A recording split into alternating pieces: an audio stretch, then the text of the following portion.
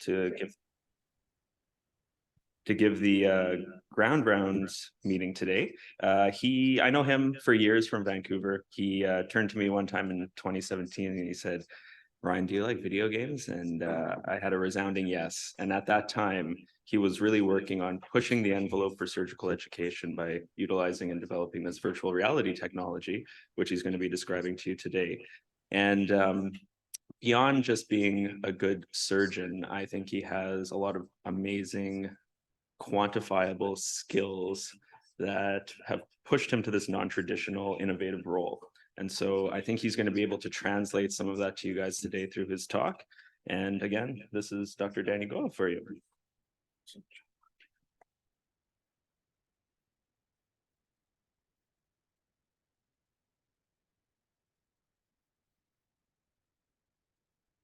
Hi, good morning, everybody. It's an absolute privilege and an honor to be here with everybody.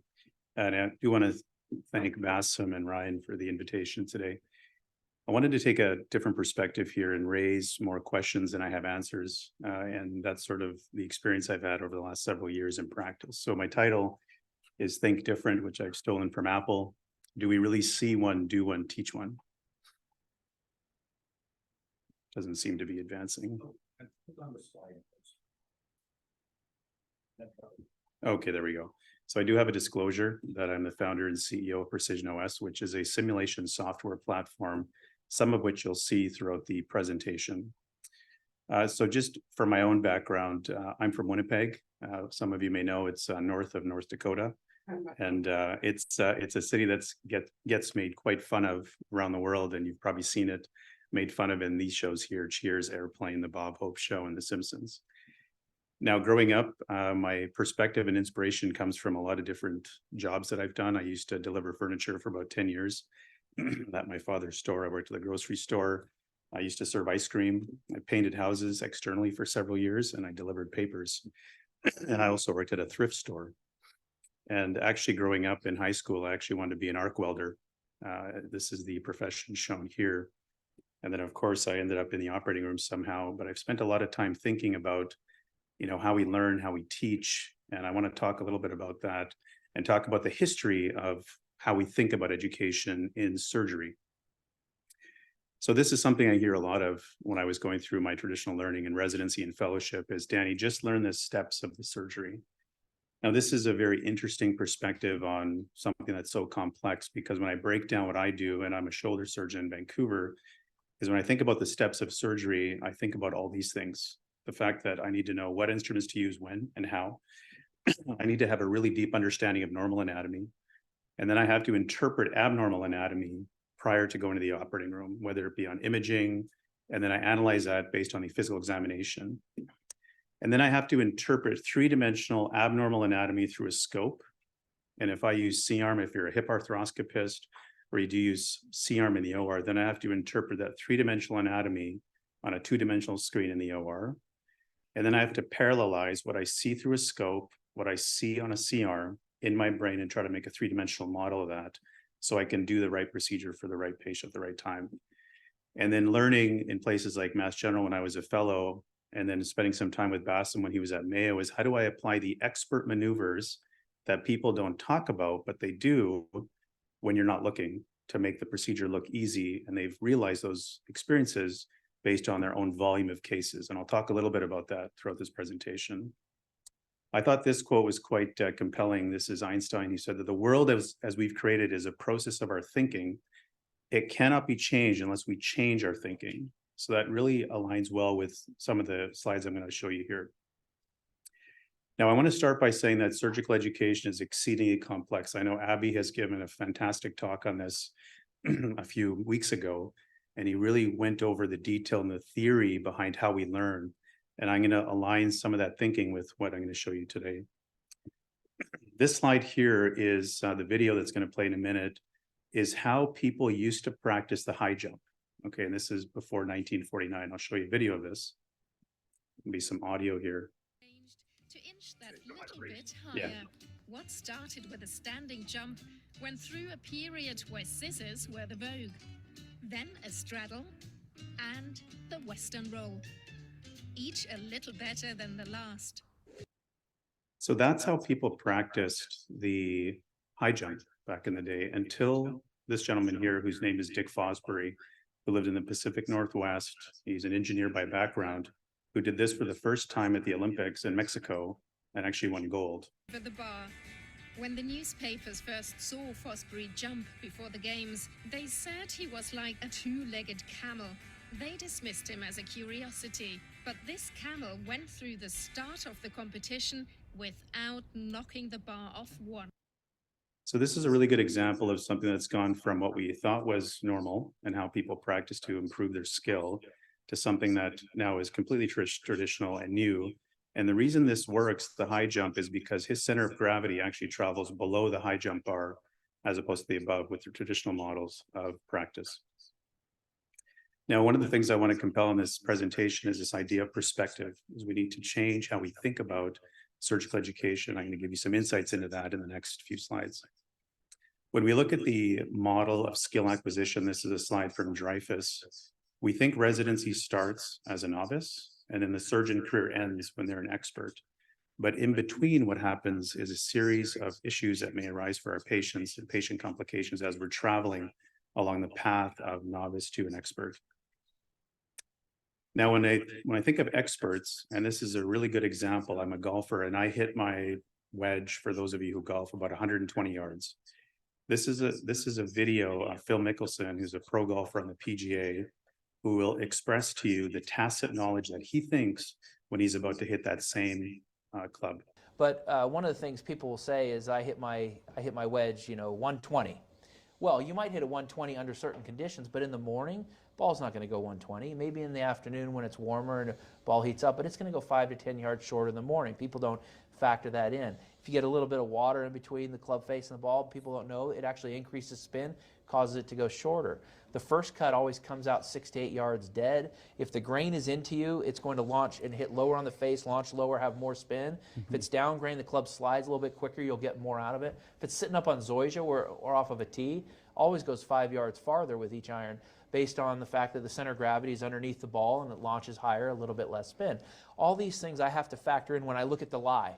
Okay, how is the lie and how is the ball going to come out relative to my 145 9 iron? Now, that's 10 off a stock, so I have a normal swing. Right. And then I have a second swing for every iron shot. And that's it's a little bit shorter backswing with the same acceleration. So I have a 145 and a 155 yard shot. What is the lie going to do? What's the temperature? What's the wind? How do I want the ball coming into the green? If you choke down an inch, 3 yards comes off of it. 1 degree aloft is 3 yards. So if you open the face a degree, that's 3 yards. So if I have a reference of 145, I want it to fly 142, I can choke down an inch. It'll come in a little bit lower, a little bit flatter, and release. Or I can just open it up and hit a little bit of a cut. That'll be 3 yards, but it'll back up. All these variables, like, I'll process like that when I look at the lie and assess the situation, see what kind of grass it is, and those are the nuances. So this is a great example of the things that the expert surgeons will think in their brain but don't convey to us when we're learning as residents, fellows, or visiting another surgeon. This is what's referred to as tacit knowledge. So explicit knowledge is something that we're all very good at, which is textbook reading, watching a video, things that you get examined on. Tacit knowledge is the knowledge of conveying what an expert thinks instantaneously in seconds as they make maneuvers in the operating room. So how do we convey what the experts do in the operating room to a learner when you're a resident or a fellow? It's very challenging to convey and actually capture that knowledge. So we talked about explicit knowledge being written in oral testing. We take the OID in Canada, we do the Royal College exam, which is a written exam. But the tacit knowledge is something that we have a challenge in conveying. So the question is posed is, how do we transfer tacit knowledge, but importantly, how do we acquire it from the experts when we're working with them to improve our own expertise? So when I break down the traditional Halstedian model of to see is to discern, to deduce mentally after reflection or from information and understand. This is a classic Rembrandt from Nicholas Tulp, the anatomy lecture. And one of the things I want to illustrate with this image is look at where everybody's standing based on where Dr. Tulp is standing. And I'll refer to that as position A. So if we break down the OR, what is the ideal position for a learner to see, to do, and to teach? And if you look on this image, the consultant surgeon I would classify that as position A. And then the assistant surgeon is in position B, but on the same side. So visually, what is that person seeing when they're in the operating room? And I'll use the example of a total knee, and pardon the graphic image. The view of this surgeon operating on a total knee is tangential to the actual function of the anatomy. So the knee flexes and extends, but you're positioning the implant from a lateral position. It's a really challenging thing. And if you're standing on the opposite side, what view are you getting? What are you learning from that view when you're looking from the opposite side? And this applies across general surgical or across surgical specialties. Here's a general surgeon doing a laparoscopy procedure, but he's standing on one side of the patient, but he's got his head turned towards the monitor. So what is how do we transfer that type of skill from the learner who's got probably the best view in this situation? So Ryan and I took this when he was a resident in Vancouver and tried to capture some of this knowledge. So we took 8 cadavers and we had residents put the glenoid implant in standing in position A, while the surgeon expert stood in position B, providing no insight as to the position of that glenoid. After that procedure was done on the cadaver, we asked both groups, please tell us the version, tilt, and retroversion of the glenoid implant. And then Ryan took those CT scans, or pardon me, the scapula, he skeletonized them and put them in a CT scan to measure exactly the version, tilt, and position of the implant. And then we measured and compared the two. What we found was quite interesting. So the actual position of the implant based on the CT scan is shown here: version, inclination, rotation, and offset. The residents that put the implants in were actually highly sensitive and specific when compared to the actual, but when the expert surgeons, high volume surgeons, were asked, you can see the delta. So standing in position B actually may impose incorrect direction to a learner if you're standing tangentially. So something that we haven't really talked about, but is certainly an interesting perspective. And if I analyze my own personal experience, and I use Bassam as an example, when I was watching him at the Mayo Clinic, he would operate on a patient in lateral position, but he would tilt his head. And I couldn't understand what he was looking at because I didn't ask him, but I also didn't know. And he didn't tell me because I didn't ask him. So it's something that I think it opens up a new area of understanding. But what if we could view from the position of surgeon, position A? Could that positively or negatively impact your surgical experience? So this video is somebody standing in my position in a virtual reality environment, watching me do and moving their head as I'm moving it simultaneously. So they're standing in position A and I'm standing in position A. So every time I move, they move, and they're getting the position of my experience during this procedure. So I reduce the hip, I move the hip, I may do a little bit of traction, and I'm talking through what I'm doing as I'm doing it. I put the limb under traction. This is the type of reduction I want to get. And then when I look at the X-ray, they look at the X-ray. And this could be an example of a model of putting somebody in position A. There's a lot of videos like this on the internet. Suture lasso has now been loaded I'll backwards. just turn the volume down on that because the volume's less important. Suture horizontal mattress fashion. We're going to interlock. So for those of us who do shoulder surgery, this looks really, really fantastic. It is an excellent labral repair. The part that's missing is I have no idea what the arm position is in. I have no idea where the cannulas are. I have no reference to what's happening external to this arthroscopy view. But these videos I see commonly, not only online, but also at meetings we attend on a regular and recurring basis. To do. So this is the concept of to perform, execute, achieve, carry out, and bring to pass. This is an artistic image of Philip Galley, and it talks about the art of surgery. So you can see Philip Galley's in the middle, and on the left is a student actually doing his own painting simultaneously. So in what environment does that exist in, where the trainee and the educator are doing the exact same thing at the exact same time?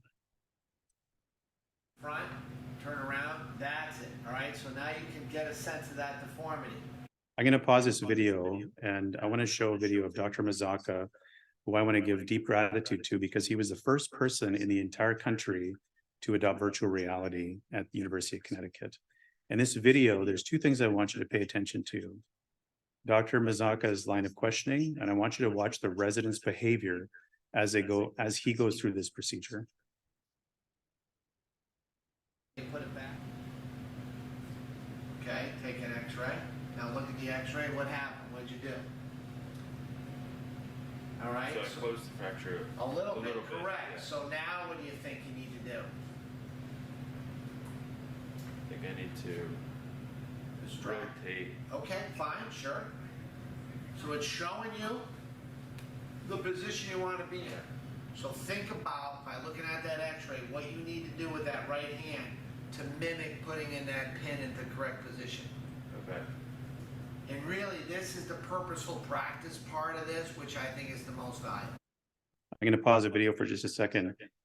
Look at how long it takes the resident to interpret what he sees on the x-ray before he makes a psychomotor decision. Press play here again. All right, so on my AP, I need to go more medial. Yeah. So if I adjust this way. All right, Matt, let's go through those cases. Okay. Now you're going to see somebody with more experience go through the different procedure with a little bit more understanding of Yeah, three-dimensional get a sense of anatomy. it. Next. Okay. Go. Now grab the skiffy out of it. No, not yet. Grab the thing out. Yep, rotate it. See where your deformity is, because you're pinning this in situ.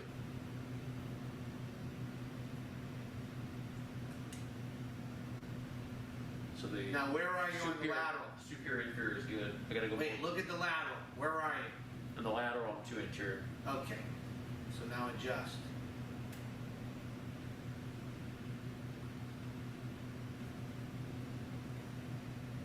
That's pretty good. More time looking at the x-ray and more time getting a sense of where you're gonna do it, so you don't have to take 100 x-rays. That's the key. Right. That's what I want you to practice. Okay. Pull it out, do it again. You can see the contrast between these two trainees, same level, who decipher the image in a very different way and a different speed. And we know that delay, when you view something for a long time, it has a direct relationship to your inexperience with that procedure and the ability to create a three-dimensional model in your brain. Now, Dr. Mazaka is a fantastic educator, but I want to talk about this element of stress, which we cannot mitigate against when we're in the operating room. And this is a paper done by Wurzel, and I'm going to talk about this next concept, which is referred to as the Yerkes-Dodson law. You need an element of stress to actually have optimal performance.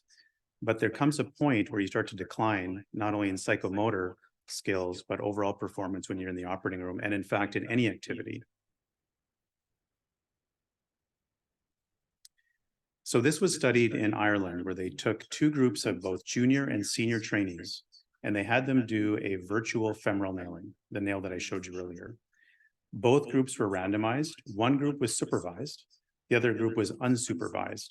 And what they measured was the completion time of the femoral nail, the reduction accuracy, the guide wire location, final position, the cumulative score, and then they crossed over into both groups. Both groups were wearing heart rate monitors. And what they found was the supervised group had an elevated heart rate when they were supervised in virtual reality. And their calorie burn actually increased, and their reduction, their performance actually was decreased relative to the unsupervised group. And if I give you a more comprehensive understanding of this, so the supervised group showed their heart rate elevated compared to the baseline. They burned more calories. Their performance decreased based on reduction accuracy and guide wire location. And they found the same finding in both junior and senior trainees, regardless of age and experience level. So the impact of supervision, which I'll talk about in a few slides here, is real and tangible. But it doesn't just affect psychomotor skills. So in baseball, most baseball players, professional baseball players, have high acuity vision. And Dr. David Labey was an ophthalmologist here, I believe he's moved to New York now, described these 3 elements of psychological stress on how you view something. So fight is high stress, fright leads to paralysis.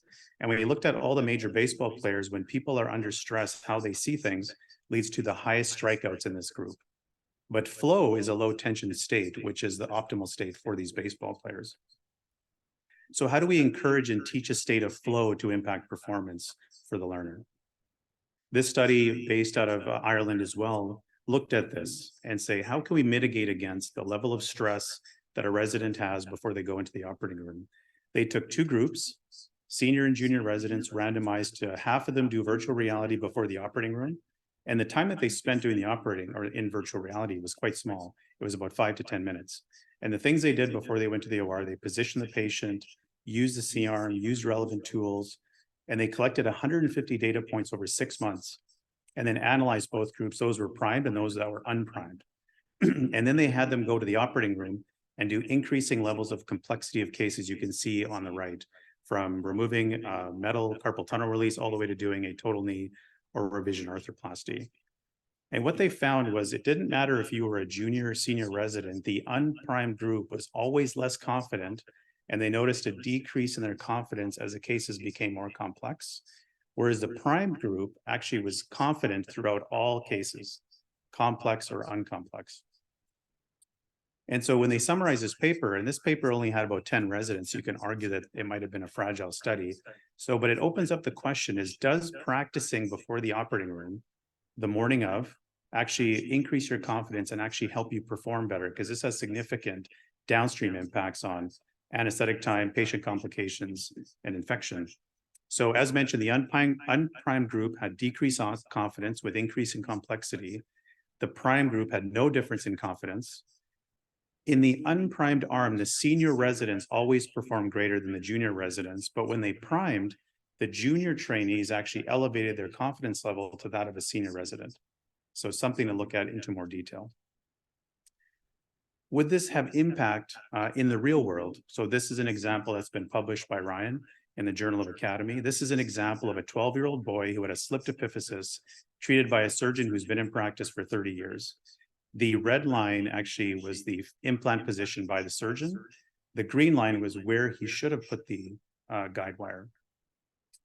So after 2 surgeries, that patient was transferred to a different hospital. And this is when Ryan was first introduced to VR. Ryan actually practiced in virtual reality after having never done a Skiffy case. And I'll show you his data. He started taking 45 x-rays in his first session, pinning the slipped epiphysis, which declined to 5 x-rays. So he was getting much more efficient and effective. His training time reduced by 230%. And his score that you can measure in this virtual reality environment increased from 70 to 93%. And the next day, and you can talk to him about this, he did the Skiffy the next day unsupervised on his own. So he created himself a low tension, low stress environment by practicing for less than 20 minutes in a virtual environment and then executing the next day on a complex case that a qualified surgeon had some challenges executing. What was interesting as well is from a safety perspective, the index procedure was done by a qualified surgeon, took the equivalent of a CT scan, 200 x-rays by this young boy's groin. And then Ryan's experience in the OR was 7.6 times less than that. The last aspect of this is to teach. This is the School of Athens, where you see Aristotle and Plato in the same environment. And they teach us the value of face-to-face interaction, something we do on a regular basis in the OR or in the clinic. Now, when I started understanding about Halstead, I think it's important, and we're all critical as physicians, is we should always question dogma. When I started reading about Halstead, so he used to demand that the residents were there for 110 hours per week. They didn't get paid at this time, so they used to work 24 hours, 7 days a week in exchange for room and board. They were actually discouraged from marrying. He had a very authoritative approach, and he facilitated this dominant teacher and docile resident kind of relationship. And progression was actually based on relationships with him. So he used to take 8 residents per year. Only 4 residents completed the first year. 3 residents completed 6 years. And then 1 resident was advanced to becoming full professor. So we actually failed 7 residents and he graduated only 1 resident. And that professor started all the big programs we know in the US. Now, this person is not talked about at all, but for those of you here, you should be proud that Dr. Churchill was actually a thoracic surgeon at Mass General who looked at Halstead's approach and called it anti-intellectual. And he's the one that actually modified the true see one, do one, teach one approach to add more flexibility, more master surgeons, because everybody in Halstead's era only trained with him. His approach was to say, we need to expand the experience of our trainees across multiple surgeons and add more flexibility. And we need to move away from this authoritarian approach and move to proficiency as the goal. But there's one thing that's quite interesting, and I've shown you simulation, which we all know is important, but as educators, there's a conflict we need to resolve. And I'll share an experience that I had in the operating room with a medical student. We all listen to music. You know, for me, it's some whatever classical or non-classical music I listen to. As I was doing the arthroscopic procedure, we did not talk intentionally at all about the surgical procedure. We talked about everything else: music, life, family, etc. And then I asked the medical student after the experience, how was your day in the operating room? And he said, that was the best operative experience I've ever had. Okay. This is referred to, and I'll talk in about a minute, but when we're thinking about that for just a minute, this is a study done by Larry Marsh, who looked at, we have spent hundreds of thousands of dollars on simulators, and they looked at their residents in Iowa over the span of 4 years. Simulation, we know, is really important. There's an increase in simulation use that declines over time. Residents are busy, they have a lot of things to do, but there's something else I think at play here that we need to understand and be sensitive to. It's referred to as impression management. So residents in this paper, this was done out of Canada, they did not disclose the residency program that they measured this in out of general surgery. Basically what this means is the residents are more concerned about what the staff think of them than the actual surgical procedure they need to do or patient care.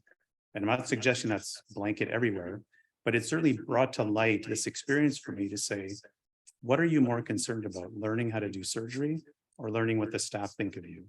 And I'll pull some quotes from this paper, which is quite interesting. This was published in 2017. These are some of the comments the residents made when asked, what was important for you when you were in the operating room with your staff? And on the left, at the end of the day, I'll go home, and I'm almost embarrassed to admit this, but a good day is when I felt like I made a good impression on my staff, as opposed to did something positive for the patient. On the right, you can see nobody ever wants to feel stupid, but the residents are never trying, nobody ever wants to look stupid. So this spans not just surgery, but across the world in specialties. So this idea of impression management, I think, is important. It's something we need to consider because it directly impacts how and what we teach. And here's an example of that. So this is an X-ray, which many of you have seen around the world. This resident completed a 5-year residency successfully. He successfully completed his final exam. 2 really powerful trauma fellowships, and he's an active staff now. And it's probably the most egregious error you've probably seen in a hip fracture fixation. But this is an example of where did we miss the boat as educators for this trainee who did 7 years of training, and we had no insight into his technical and decision-making capabilities. What if there was an opportunity to measure something on their technical skill and their behavior in a safe environment that was low stress? And here's an example of a resident who practiced doing a proximal femoral nail, where he put the guide wire high in the femoral head and neck. And we know this is a position of danger. This is a position of high cutout, where the optimal position is here. But his impression of this procedure was that this is where we should put the guide wire. So this is something we can measure in a safe environment like VR and know exactly how many X-rays he took. And we know that he almost spent 50% of the entire procedure deciding where to put that guide wire. So now we're taking a step back and saying, if we can offer you and afford you an opportunity to learn something in an environment where you can actually truly measure your behavior, is that valuable for us as educators? So I'll close there by saying that skill acquisition is a journey. It's certainly not an endpoint. We need to establish an environment where people can perform and practice in a low or medium stress environment so they can execute in a high stress environment. We have absolutely no data on technical skills right now, absolutely none. We have a lot of data on non-technical skills, so what we refer to as explicit knowledge, but we don't have any technical insights or data on technical skill. We need to understand the motivations of our learners to be able to teach effectively. What exactly do they want to understand? What are their goals, and how do we align the education of surgery with those goals? And then, of course, we're in different generations, so we do have to change our thinking based on the generational changes to model and teach effectively. I want to thank everybody for this. Certainly, I want to, thank Dr. Harris for embracing this technology, admitting that this is a problem that we need to solve, because that's a really big step. And I'll wrap up by showing this image of Pieta Rondinini, which is a sculpture that Michelangelo didn't finish. And he etched into his sketchbook Ancora Impararo, which means that I'm still learning. I want to thank you for your time.